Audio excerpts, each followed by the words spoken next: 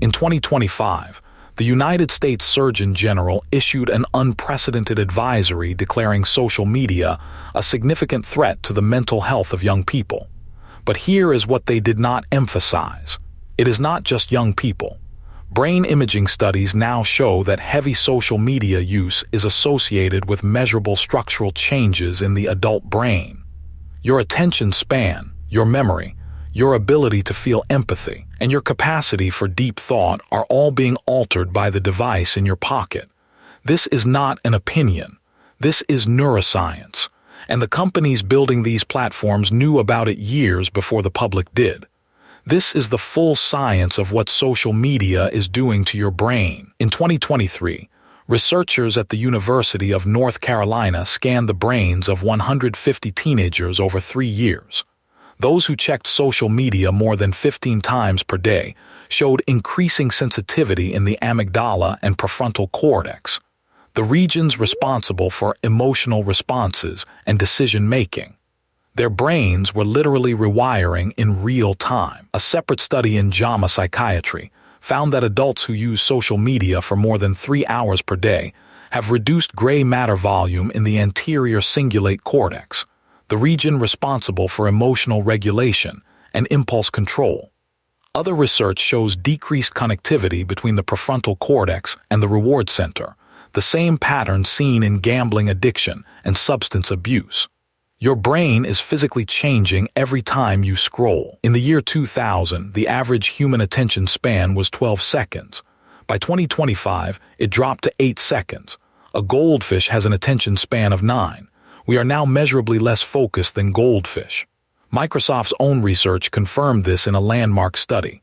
But the problem is deeper than focus. Researchers call it context switching cost. Every time you check your phone, your brain takes 23 minutes to fully re-engage with the previous task. If you check your phone 144 times per day, you are never fully engaged with anything. Gloria Mark, a professor at UC Irvine who spent 20 years studying attention, found that the average time a person spends on a single screen before switching dropped from 2.5 minutes in 2004 to 47 seconds in 2025. We are becoming incapable of sustained thought. None of this is accidental. Former Facebook engineer Ozzer Raskin invented infinite scroll and has publicly said he regrets it. He estimated it consumes over 200,000 additional lifetimes of human attention per day. The former VP of growth at Facebook, Chamath Palihapitiya, said the short-term dopamine-driven feedback loops that we have created are destroying how society works. Sean Parker, Facebook's founding president, admitted the platform was designed to exploit a vulnerability in human psychology. The like button was not designed for you to express yourself. It was designed to create a variable reward schedule, the most addictive reinforcement pattern known to psychology. It is the same mechanism that makes slot machines addictive.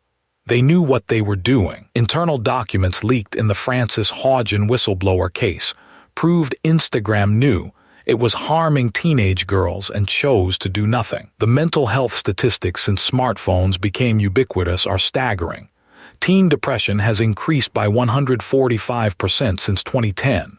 Teen suicide rates are up 62%. Anxiety disorders in young adults increased by 92%.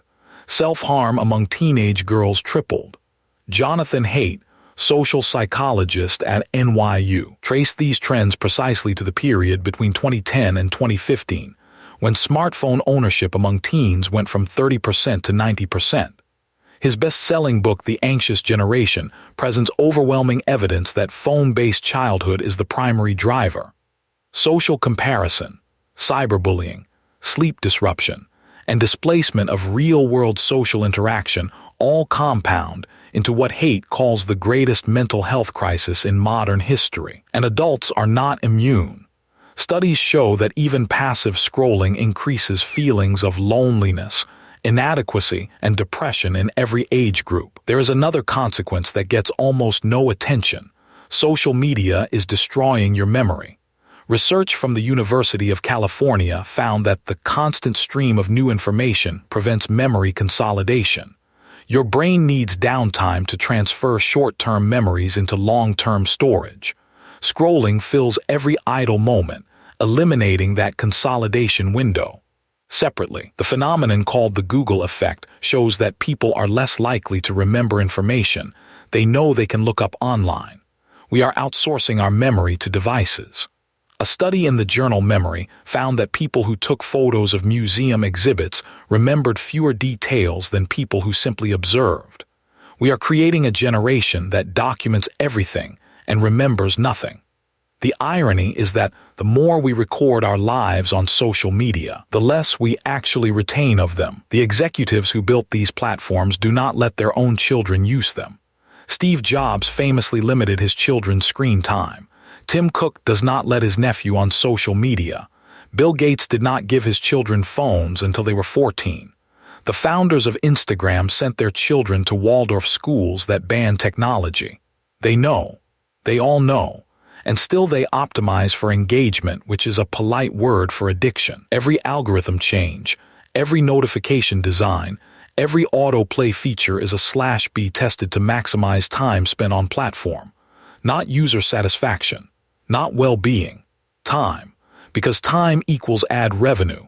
Meta made over $130 billion in advertising revenue in 2024. Every minute you spend scrolling is money in their pocket and cognitive capacity taken from yours. The good news is that brain changes from social media are partially reversible. Studies show that even 1 week without social media measurably reduces cortisol levels and improves self-reported well-being. Here is a practical protocol. First, delete social media apps from your phone. You can still access them on a computer, but removing the phone app eliminates 90% of compulsive checking. Second, replace scroll time with one activity: reading. Reading for 30 minutes per day rebuilds attention span within 6 weeks. Third, buy an alarm clock and charge your phone outside your bedroom. Fourth, turn off all non-essential notifications. Every notification is an interruption designed to pull you back. Fifth, tell people what you are doing. Social accountability is the strongest behavior change mechanism we know of. Your brain is not broken. It has been hijacked, and you can take it back starting today. The average person checks their phone 144 times per day. 8-second attention span, 145% increase in teen depression. And the people who built these platforms do not let their own children use them. That tells you everything.